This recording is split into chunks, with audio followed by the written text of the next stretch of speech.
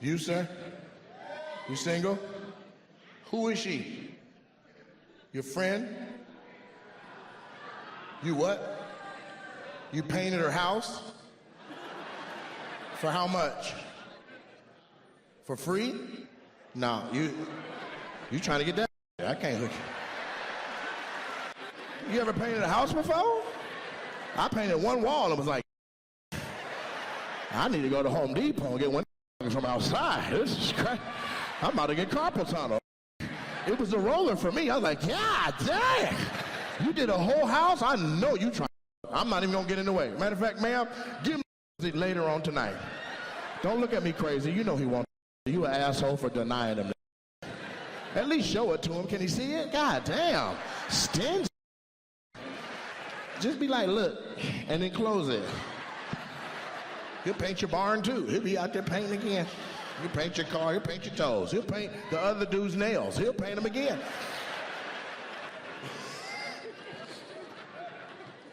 So you're not eligible because you're chasing her too hard. And your body language would suggest you still like her. You're leaning all the way into her. I know what I'm talking about, sir. You can keep acting like you're not, but if tonight she got drunk, crawled across your kitchen, your bathroom, your bedroom, butt-ass naked with her booty up, you can be like,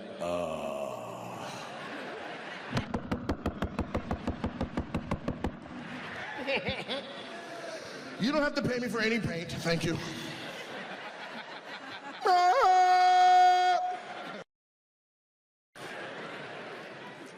Ma'am, you're up. This is the type of man you need to give a chance to. He painted a whole house for you. For free. How much does that cost? You're the electrician. How much does that to get a whole house painted? 10 grand? You didn't even know it was worth that much. And it was raining, and it was dark, and it was cold. You should get with him. That's the type of dude that'll love you for real. See, women be picking the wrong. You need to pick him. He painted a whole house. And you was inside of it with a You out there painting your house, looking in the window like, yeah.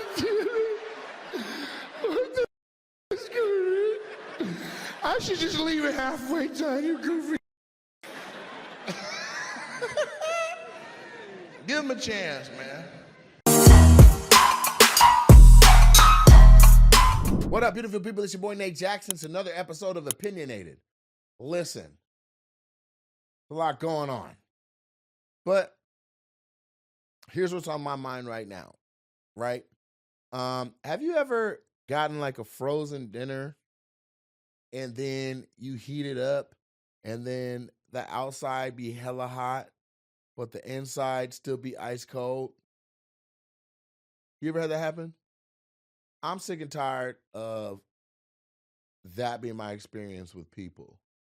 Like, if you gonna be around me, can you be consistently the right temperature? I'm sick of it being one way on the outside, and then when we get to the core of what you are and what you're about and who you are, that the shit is ice cold. It's not different. It's not the same. It's not consistent. I can't stand that. Whether that's in business, whether that's in faith, whether that's in friendship, whether that's whatever it is in, you know what I'm saying? Cut it out. Also, worst case scenario is if you're, I don't know, an employee of somewhere and you give that same experience off. You know what I mean? What happened to the people that were the rocks? The people that were resolute? The people that, if we talk on Monday and then we don't talk again for 2 weeks, that when I talk to you again, wherever we were at on Monday is still that. I'm extremely that. Like, I don't need to see somebody every single day and to have, what have you done for me lately, energy and you know, to maintain how I feel about the status of said friendship or interaction. Like, I don't need that. What I need is people to be consistent. Just be consistent. I'm not even going to box you in. You can grow, you can change, you can literally, you can have bad days.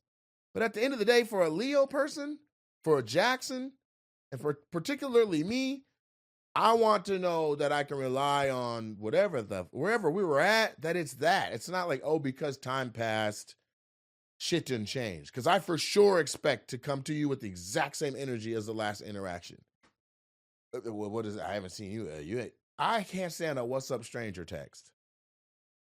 Who the fuck are you talking to? Like, I'm the same person, right? This is why certain relationships in your life, you know, if they stop, or the sad thing, if you lose somebody or somebody is no longer in your life, the sad thing is, even though let's say you weren't close on the day to day, but you've been consistent for years, you now know that consistency there's not another meetup of that stature, of that level. There's not another embrace coming. You know what I'm saying? And people that are like me, people that got like attainments, and people that move and groove the same way I do, got the same sentiment. I don't need to see my cousin every day to be like, "I love you, cousin." When I see my cousins, it's like, "Oh, we hit it off right away." But now that things are moving in my life and the needle is pushing or whatever, people are for some reason testing that theory to see their value in my life. It's one of my new pet peeves. And so when people say, don't forget the little people, y'all don't understand. I can't speak for everybody, but I'm literally the same. Your perspective of me has changed or needs to, and just act accordingly. What's the big deal? It blows my mind. You know what I'm saying? It just blows my mind. Another thing that bothers me, since today I'm just going to be talking about what grinds my gears, is amnesiac people. If you come to me and you ask for help, I am gracious enough to give it to you, literally take you through a crash course, literally help you strategize and architect whatever you're trying to accomplish through project management skills and what I've learned in college. But if it comes up, direct or indirect, where did that come from? Where did you get that from? Where is this new surge in productivity? Where is this new surge in whatever? Where you got this needle push person? I think that you should say where the fuck it came from. I think you shouldn't belittle it to a goddamn jersey. Okay? And I'm not picking a bone with any particular person. That's just an example I chose to use because you guys can at least scratch the surface of understanding what I might mean when I'm talking about that. This is something that's been consistent in my life for years. Ever since my knowledge base or my knowledge level hit a certain point to where I actually could be a resource for other people. Some people come around the right way, some people come around the wrong way, some people come around in a disguise, but you recognize the characters.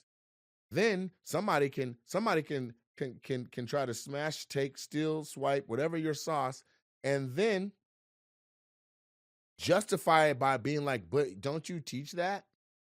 I had a friend, because I'll say it, this ain't about Gary. I had a friend that literally stole my life plan. My mom does strategic goal guides for entire school districts. She's an educational consultant. And I took her whole program for an entire school district. This was maybe 15 years ago. And I plugged my immediate, intermediate, and then long-term goals into it. And it was extremely powerful because it had benchmarks and expectations for when things were supposed to be done. But it helps to take a grandiose idea, a dream that seems fathomable, and make it to where it's one step at a time. Just do the steps and you look up and you've done the whole journey, right? No journey starts without one step.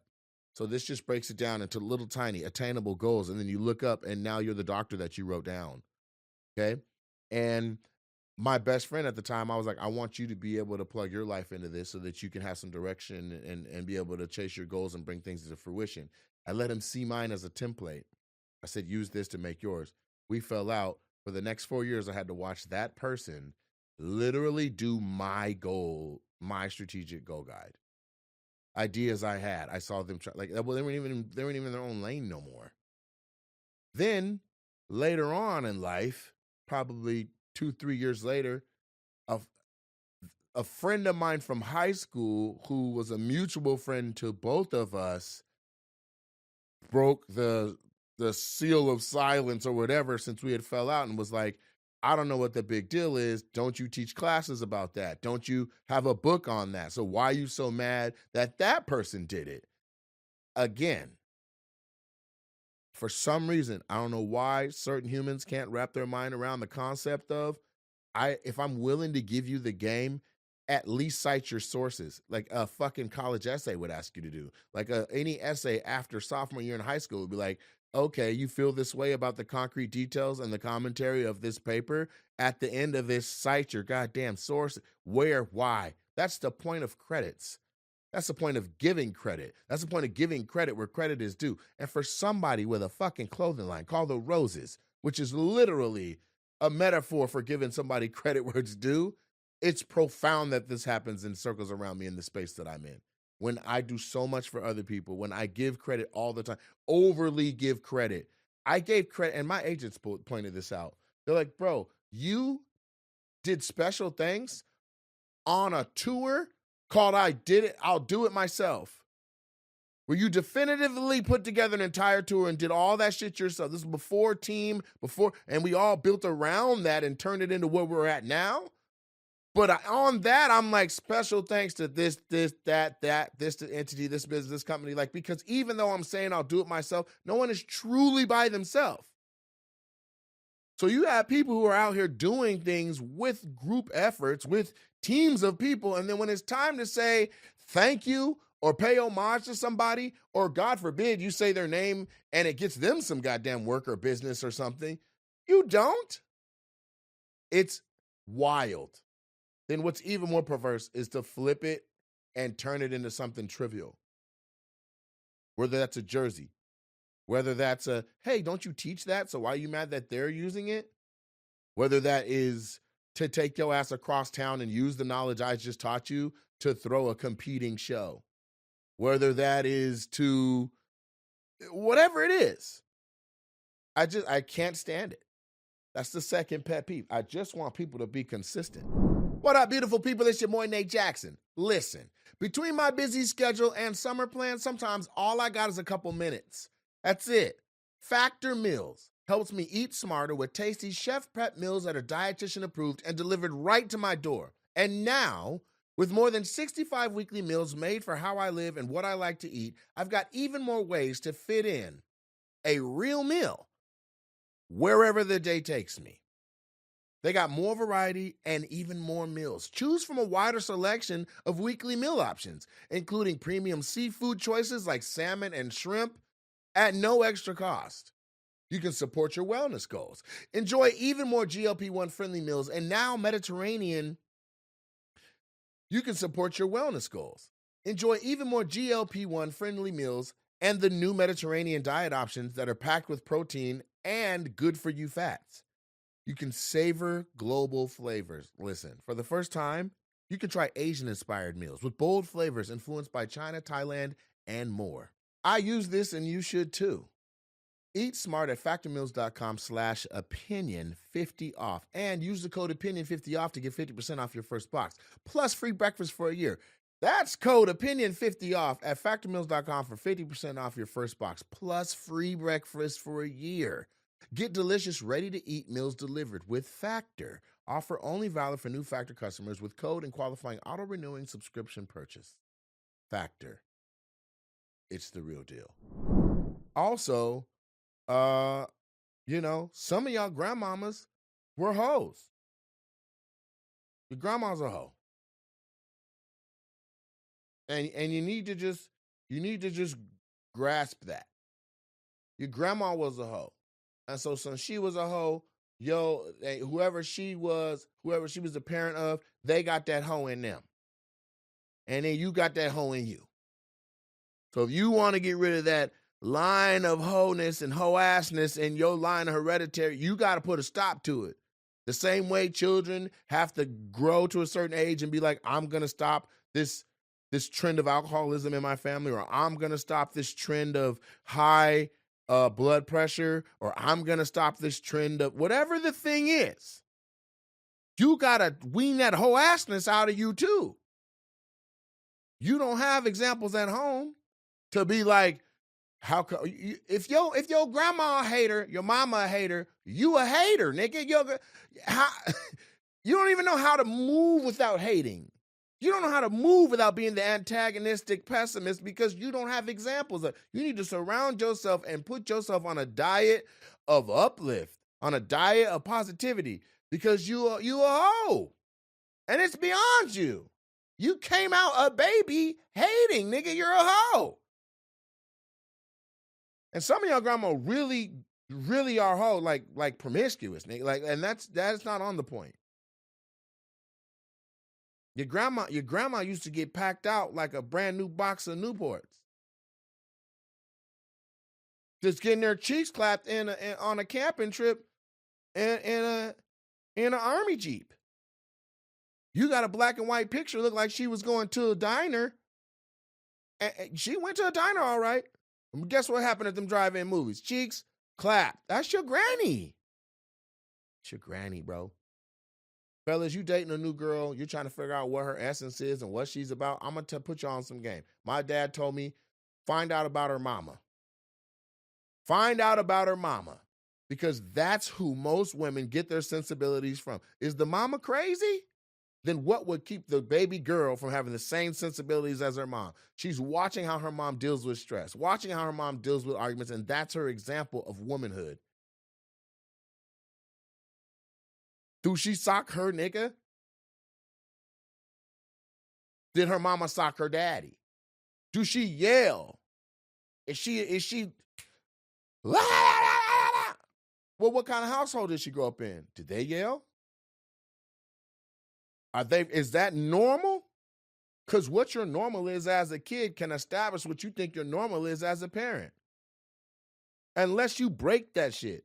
Kids raised by the TV got short attention spans, with all the stuff you know from the studies. Then they grow up and guess what they do? They watch a shitload of TV still. They let their kids watch a bunch of TV still. And the TV is the parent. Track down the mama. How big is the mama's knees? I know you're going to look at that and be like, this nigga crazy. But it's just like picking out a puppy, man. You want a big dog? Go get the one with the biggest paws. It's going to grow into them paws. Your girl petite right now, you meet her mama got motherfucking elephant kneecaps. Your girl gonna have those when she hit a certain age. She's just gonna flat out hit those, unless her dad is, built some other kind of way where that's what she got. But she gonna grow into that. Also, is it gay if you talking to a girl and she finding a motherfucker right, and but then like you see a picture of her daddy and you realize she looked like this nigga? Is that gay? I don't know. I have a theory if you got to ask the question. If you ask about whether or not it's gay, you gay for asking? I'm saying it's gay. What part of it is gay?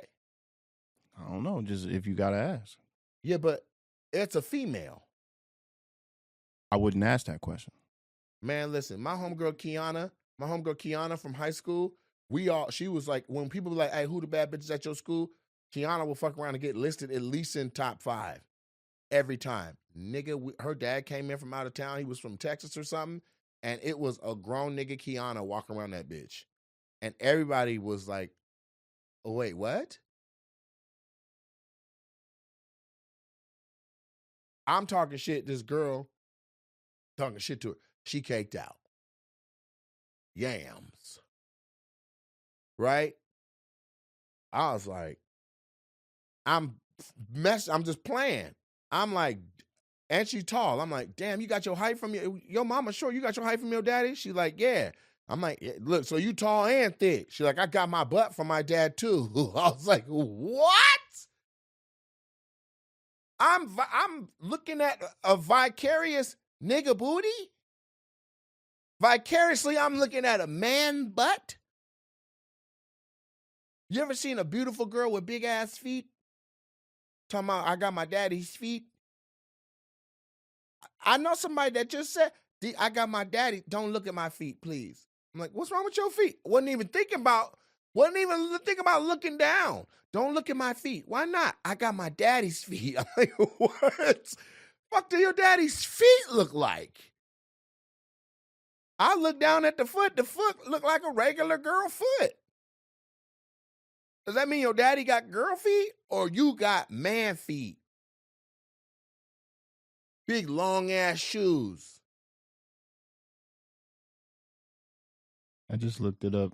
It said while there isn't a specific widely cited percentage of how many women resemble their fathers, research suggests that daughters often inherit a significant number of facial features from their fathers.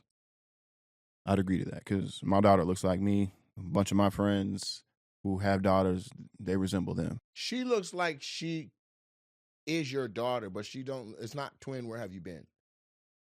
Does that make sense? Like I can see the other half of what contributed to McKenna. Twins, bruh. My cousin Nate Robinson and his dad Luther Robinson are twins. My cousin Nate Robinson and his sister Candace are twins. So that means Candace looked like my Uncle Luther. And I mean dead on. It's Uncle Luther getting his hair done. It's Uncle Luther putting lipstick on. It's Uncle Luther doing his eyelashes. It's Uncle Luther getting his eyebrows. Now, when she do the whole combo, Candace is killing them. But it's Uncle Luther's face. I don't know how else to put it. Now, I'm not sexually attracted to my own cousin Candace, but she keep a boo. And each boo got to meet Uncle Luther. And I know they're going, God damn. I remember in college, there was a boy and a girl twin. The girl played soccer and the boy just went to the school because his sister went there for soccer. And she was a stunner. I seen her in a party first. She was on the other side of a kitchen island, everybody drinking beers and shotgunning and having fun. I was like, damn, she bad. 20 minutes later, him and his friends walk in. I'm like, wait a minute. He looked like a hurry if she didn't have no makeup on and no girl frame. And no. Then they stood by each other, started talking. I was like, oh, shit, they're twins. What? Ew. Ew. What do you do? Do you know who Blue Ivy is? I do. That's Jay-Z and Beyonce's daughter. Who does she resemble more? In the face? Her daddy. But Jay-Z ugly than the motherfucker, so ain't nobody lining up to see the girl version of that nigga. I actually just seen, she was on stage with Beyonce recently, and people were saying that the older, because she's a lot older from when I remember seeing her, but they're saying that she's starting to like resemble Beyonce now. Good. I think the kids start to resemble whoever they're around the most or who, I don't know. You're not in charge of that, but this is the weirdo shit I be thinking about. Like, if you see a beautiful woman and you don't know her twin and you ain't met her dad, then you go to the family reunion and everybody walking around this park got her face in some kind of way. I had a girlfriend in college named Irene Howard. Irene, beautiful woman. Beautiful. Went over to her house, met her mom, Dana. Dana looked like Irene. Her little brother came in. Little brother looked like Irene. Her other little brother came in, looked like Irene. Showed me family pictures from her family back in like Stockton, California. Everybody from left to right in the front row and the back row all had that same goddamn. It was something. It's just everybody looked a little bit like Nicki Minaj. Like your family looks alike. You know what I'm saying? You look alike. But what is it when you see the girl and you're like, ooh, couldn't get it, and then meet the dad and you're like, oh my God. I still think it's not gay though, because there's something about like, it's called Freudian. What does that mean? Freudian is exactly what your hand is trying to point at. The word is Freudian. I was thinking like chemically, like if you're sexually attracted to women, there's like a chemical that will just go off in your brain when you see a female that is attracted. And that chemical ain't firing off for no man. That's what I'm saying. Yeah. Because you remember that dude, my comic homie who came to the first You Look Like? His name was Thad. Yeah. Indian dude. I met Dad first. Been around Dad first. His mom and dad would come to the shows. His older sister, who lives in DC, came out, and she's married and everything, but she came to the show. Everybody was like, "God damn, she's kind of fine," but then she looked just like Dad. So it was like Dad in a wig. Did Dad look like her, or did he look like her? Right. So, but I'm like, I mean, we was jokingly like, "Would you still smash?" We were like, "Hell yeah!" But it's Dad in a wig, but that's her girl. We smashed Dad. And Dad is like, "I've been dealing with this my whole life." Right. Like, I'm sure he has. Have you ever met the girl's mom, and it's like it's just her from another generation? The girl's mom, and it's her from another generation? Yes. No. I've seen a girl that looks so much like her mom that when meeting the mom, you're like, oh my God, it's you, but 20 years, 40 years, whatever, how many years before, with whatever sensibilities she got. I'm trying to think. You like, nigga, I'll take this whole household down. You even seen that? You never seen a girl look so much like her? Man, listen. I'll tell you this. Being from different schools and seeing all these different graduations, hosting step shows and doing all that stuff, when you do a lot of step shows, families come support the people that are in the step shows, right? If there's a fine-ass Zeta and then her family shows up, chances are the mama fine and a motherfucker too. You understand what I'm saying? It's rare that a person is like the perfect blend of both parents. I don't think that's as often as somebody, you look more like your mama or you look more like your daddy. You know who you look more like? Who you look more like? Well, I ain't never met my daddy. That nigga who you look like. Don't your sister look like your mama? Yeah, she definitely does. Okay, well then if you don't look like your sister, then you look like your daddy. Yeah, that used to make me mad because all my mom's friends would say that growing up, but I'm like, I ain't never seen this dude. Damn, he look like his daddy. Yeah, and I used to get upset. You never met him? Never met him. You're like, I look like me. Right. Yeah, no, you like that nigga. And that's okay. I actually look like a little bit of both of my parents. My older sister, Dabrina, looks a lot like my dad. For sure. But the yellow version and feminine. Yeah. Right? My sister, Erica, looks like my Aunt Mary.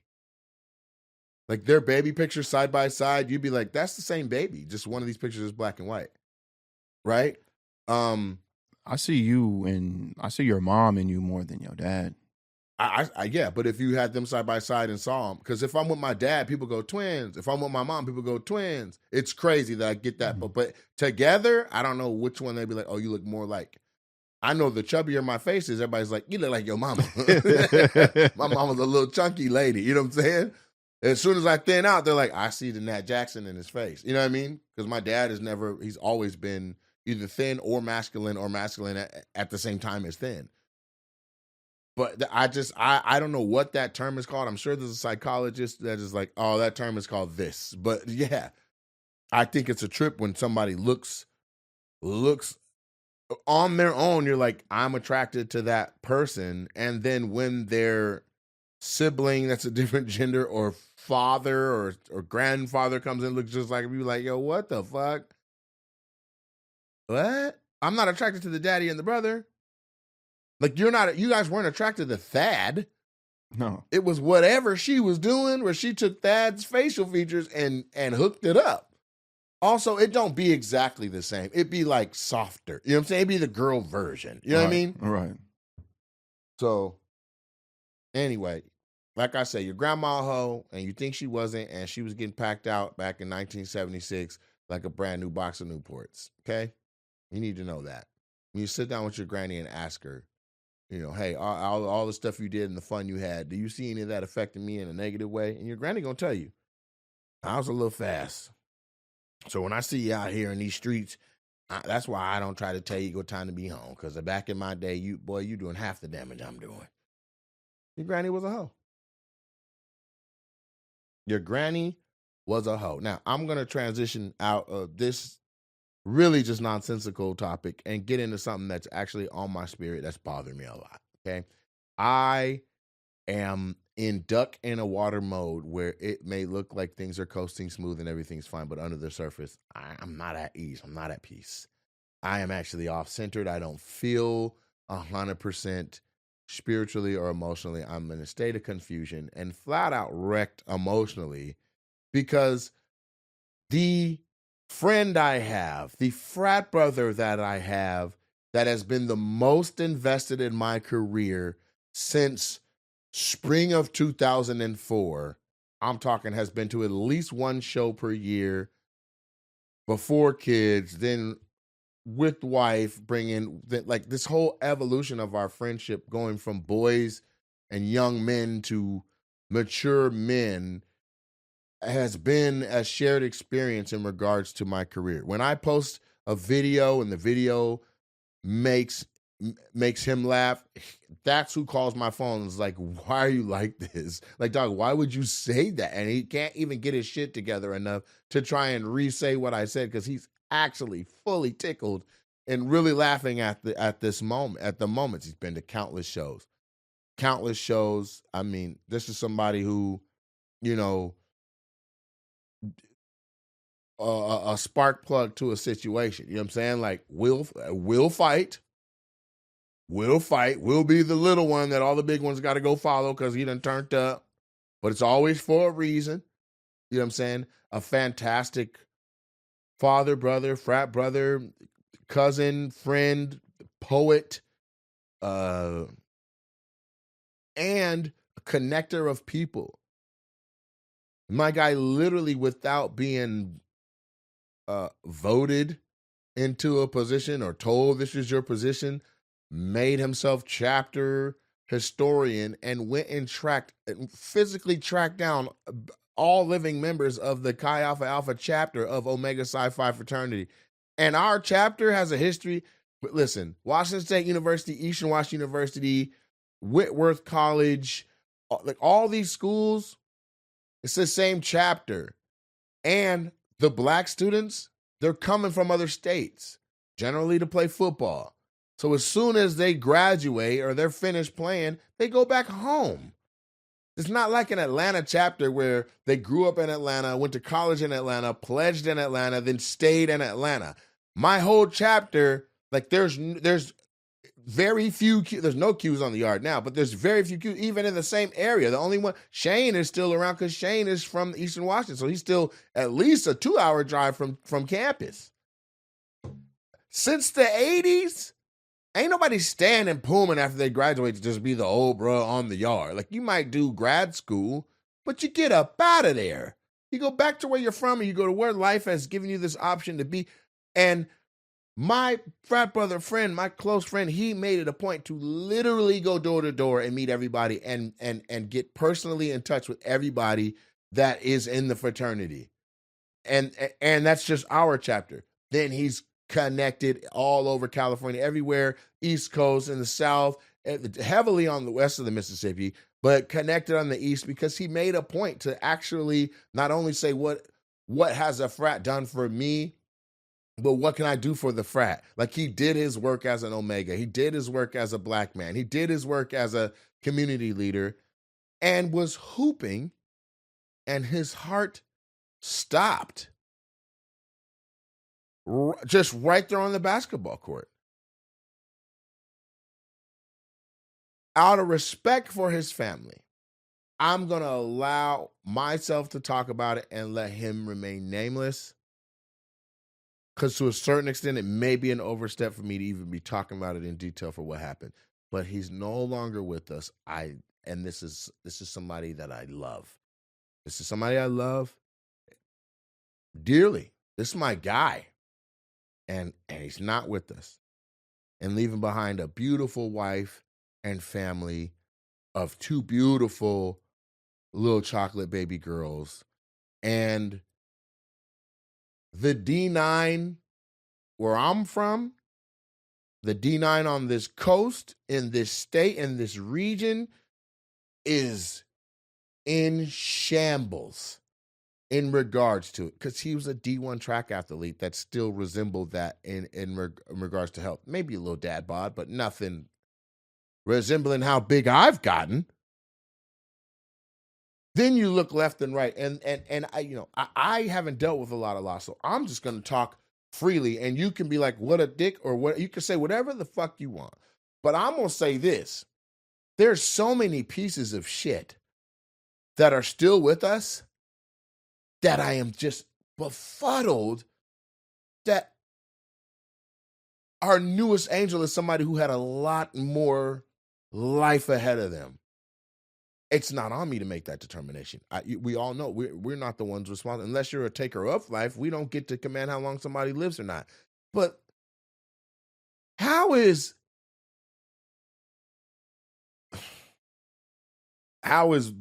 one person still kicking it and thumping around and another person not? How are people from like the big people from all them weight loss shows? I'm not wishing anything on them, but how are their bodies able to keep up with powering that much mass and being massive humans? And then somebody that is literally visibly in shape, hearts to stop. And then where's the response? Where's the swoop in of the the people who are supposed to try and revive? Where's that? Where's the people that are like, get him here, get him there, we got to get the emergency service, we hurry up? Where is that? How many people are walking around telling stories about, yeah, this happened to me, man, I died, but then, man, they brought me back, they saved me, they were able to. So it's one thing to be like, damn it, they took his life early. They being whoever is in charge of that, God. But then didn't give it back, despite the efforts of everybody that's trying to get it back. There's people that have been out surfing, swallowed a half gallon of water, floated to the goddamn land, and somebody stepped on their stomach and they just start coughing and burping up water. Motherfucker been drowned in the ocean, been drowned in the pool, got their life back. People have fallen from crazy heights, should really just splatter and somehow miraculously get up and walk off or get picked up and then rehabilitate back to what they need to be rehabilitated back to. Hit by cars, crazy car accidents. 50 Cent been shot 9 goddamn times. And I'm not saying why not him, but I am saying why my guy? Now, here's the other thing that comes with, I don't know if everyone is dealing with this shit the same way. I only got one life that I'm living, but it seems like because of my station in life that everybody from that point in my life of knowing my guy all the way up until now that knows that we had a friendship is checking on me. And that's fine because that's our nature. But sometimes it doesn't feel genuine.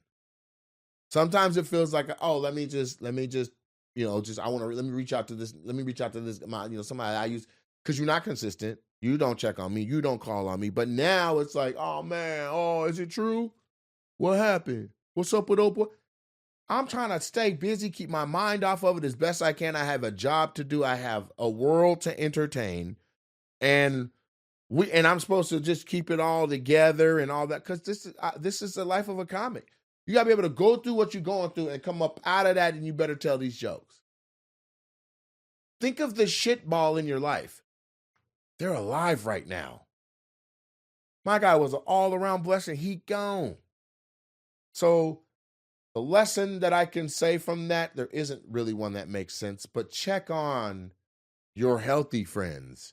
Check on, be the connector, be the glue of friendships the way he was, because taken too soon, taken too young, but there is something eerie about how much of a connector he was, about how much of a historian he was. Almost like he knew life was fleeting, time was fleeting, and like somebody got to put this together for all of us. Or how passionate he was. Like at a Oakland Athletics, Oakland A's game versus the Dodgers in Dodger Stadium, he's screaming back and forth with 3 and 4 rows of Dodgers fans like that's not going to escalate and don't give a damn. Standing on business. Like that level of passion. Take that, put it in a pen, and then he was a maestro with words. Spoken word artist, great cook, great dude, great husband, great father. And my heart cries for these two sweet little baby girls that just watch their dad get dressed to go to the gym. I'll be right back, and he ain't never come back. Like, what? And I'm my brother's keeper. On mamas. If it was necessary, that whole family can come live with me. I'd be a great father figure and a great friend. And ain't that what we're supposed to do? Ain't that what the Bible says? If necessary, home is open. Let's raise these kids. You get the most out of life. That's, when and if you're ever ready to do self-care and self-pamper and all that, like, no judgment from me, go do that. You know what I'm saying? Like, live your life to the fullest. The wife, I'm not saying get back out there and date, but I am saying, as far as being cared for, provided for, and all that, if you have the means to do so and something happened, because he would have did it for me. It's flat out that simple. If I had children and something happened to me, unequivocally, this particular frat brother would be like, I'm going to help raise the kids that he's not here to raise. And to the best of my ability to do it the way he would have did it. That's the dynamic.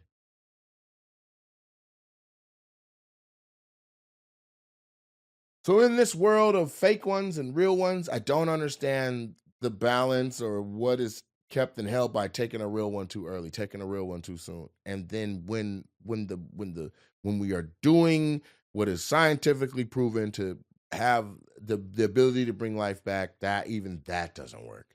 It's almost a double snatching of greatness. But yeah, it's been devastating. I mean, I have frat brothers that as soon as they heard it, people start throwing up. But that's a different level of grief. That's a different level of grieving. That upon the news, your body releases what's in your digestive system. You're shaking. You're crying. You're throwing up. You feel pain in your side. You're sweating. Like all of you, I mean, your endocrine system, your respiratory system, your breathing ain't right. Your heart aches. You're like that level of grieving I have not experienced, nor do I want to. It's inevitable though. No one lives forever. No one lives forever. I am not familiar with loss like that. I have both of my parents still. I was too young to understand what in the hell happened when my grandfather passed at 103, but nobody yelled out too soon at that funeral. I've lost people, but none that have been a part of the fiber and so close and so similar to me and like a brother to me that I have not lost. So, that's that. I'm just sharing, I actually feel like there's more respect in saying somebody's name than there is in not saying their name. I'm talking about Martin Boston. My main motherfucker, man. As far as the fraternity goes, I mean it. I'm not capping when I say he's been to more things, been more supportive out of any Omega and the entire fraternity. And because of that, and because there isn't a bunch of other like, oh, the bruh support this thing. Like how many shows we do where I come out on stage and you hear barking from all over the theater? Too many to count.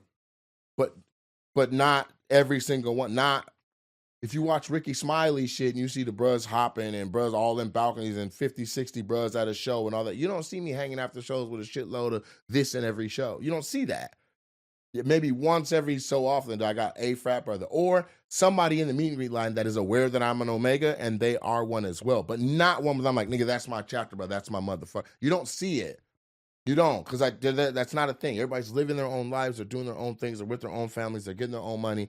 But when I tell you he came to as many, if I was in Cali, he was there. Dog would road trip, dog would drive, dog would fly, dog would catch things. He flew up for the Netflix special. He was here. He's in the crowd. He's on the goddamn Netflix special. Gone now, though. It's insane. So my prayers go out to the Boston family, the Archie family, the Chi Alpha Alpha chapter of Omega Psi Phi, and Martin was a twin. So I don't even know the pain associated with looking at yourself and seeing your sibling that's gone in the mirror every time. That's going to be tough for his twin. But they say twins feel what the other one's going through and all that, and now he, like that. The amount of people that inappropriately have been checking on me, I'm okay with appropriate ones. Trust me, I get it. But the ones that are like, what happened? How he died? What's up? Where he at? Right? Like just a level of insensitivity to the entire thing. Like I literally said, I'm wrecked about the passing of Martin, not thinking about any other person with the name Martin. And people are like, Luther King? Nigga, what?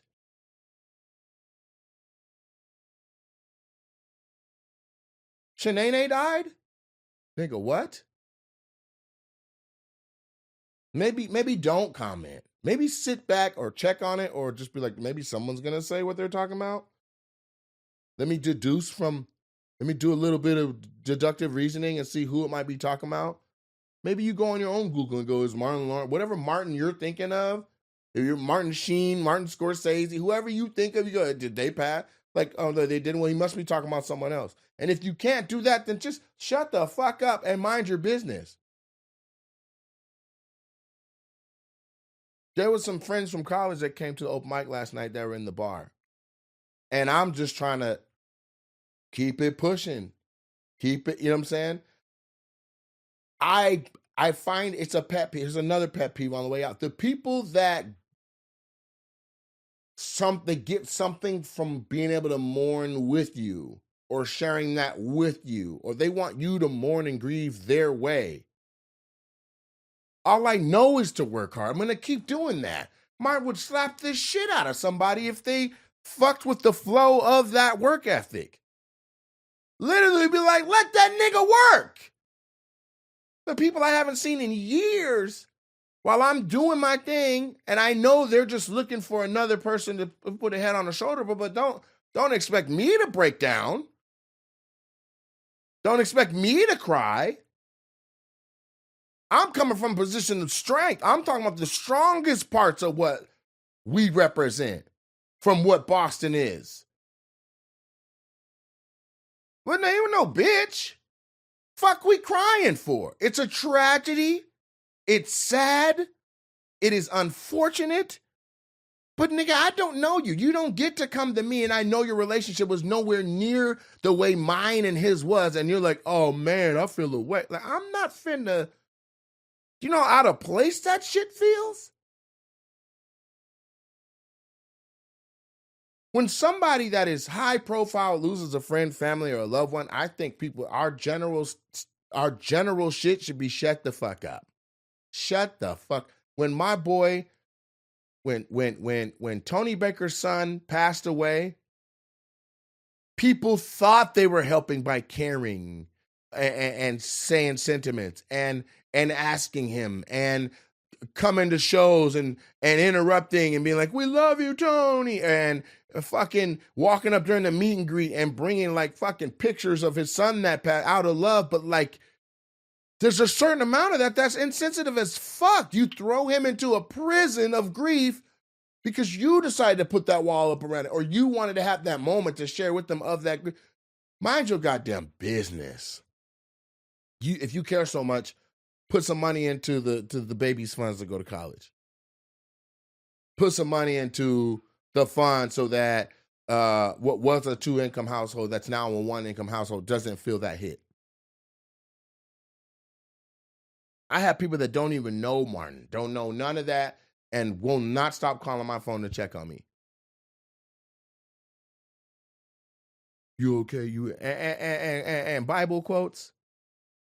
don't perverse my good book. Don't perverse the faith I have, the unwavering faith I have in God, to take what you got, one passage about loss, and then try to apply it to this situation. When it's like, it's, you know, part of it is just like, I'd be mad at people.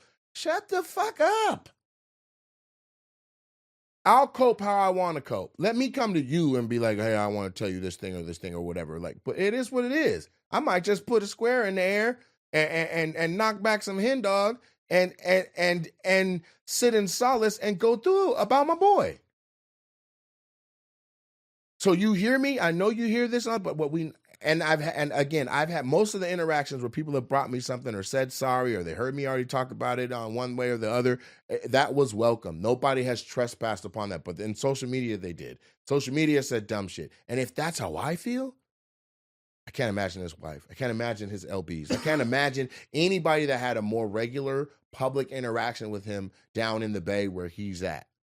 Like, people are just like, we're just numb to it as a society. Listen, I got to go. That's this episode. Call someone that you love and fucking tell them you love them. Don't just assume that they do. Don't switch up on your homies.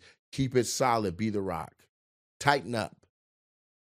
Tighten up. And if by all means you are the example to people that you're setting, then move accordingly. Uphold that example. You work from your strength, not from your weakness. I love all y'all. And root to the Q's. Y'all a couple, huh? You got her in a headlock. Y'all go together. I don't see no wedding ring on you, though, sir. What's going on? Sir, where's your goddamn ring at? You literal head. You look like a peepee. How long y'all been together? So 1 year? Don't be trying to round up. Almost 2 years. How'd you meet her, man? Tell me about your love's origin. Why are you yelling? We are 6 feet from each other, sir. I met her. Where'd you meet her at? At the Bob? Oh, the bar next door is called the Bob? And it was Halloween weekend? And who did she go as? Count Dracula with that goddamn hairline? Yeah. One, two, three, You better stay alive or she gonna be a widow with a widow's peak. Yeah. Damn, your hairline is pointed. You look like an avatar. Earth, water, fire, chicken nuggies. Hey, you guys got to poop at the same time or you headed out? You have to get your baby from the car? Like, why? Where's your baby at? You don't got a babysitter that's reliable? It is 9 o'clock. And he texts you like, come get this goddamn baby. Your baby won't go to sleep? How old is the baby? 7? Let's make your dad a video. Can I see the phone?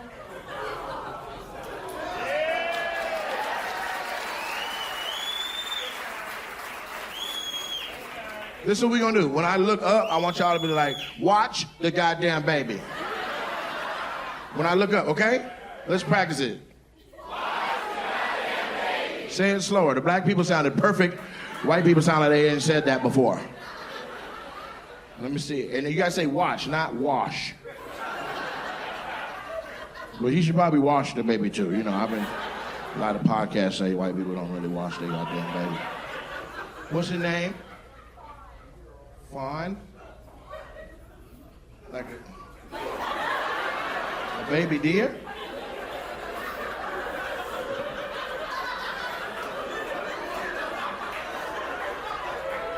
What's your name? Her. No, what's your daddy name? Oh, my daddy? That's what I thought you said. I thought you said your daddy was named after a baby deer. Bambi. What's your daddy name? Don? Don and Fawn?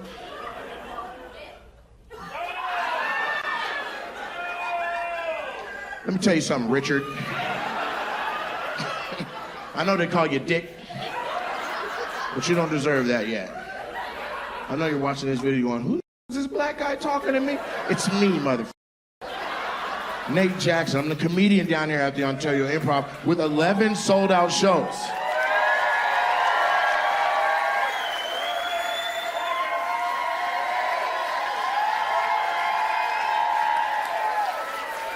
As you can see, this is not an easy ticket to get a hold of.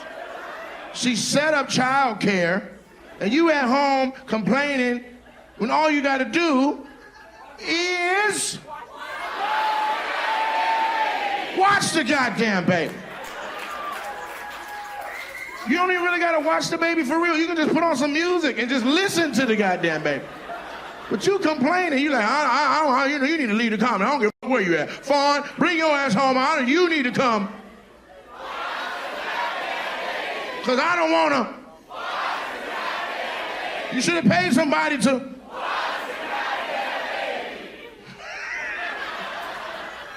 That goddamn baby, man. Do better, Dick. Do better. You take that home and you show him that. You show him that right when you get home. Don't text it before you get there. Set it down and show him that. He needs to hear. He could have watched the goddamn baby. He needs to hear that. Now, who are you? You just with her? All right, go ahead and warm the car up and shit.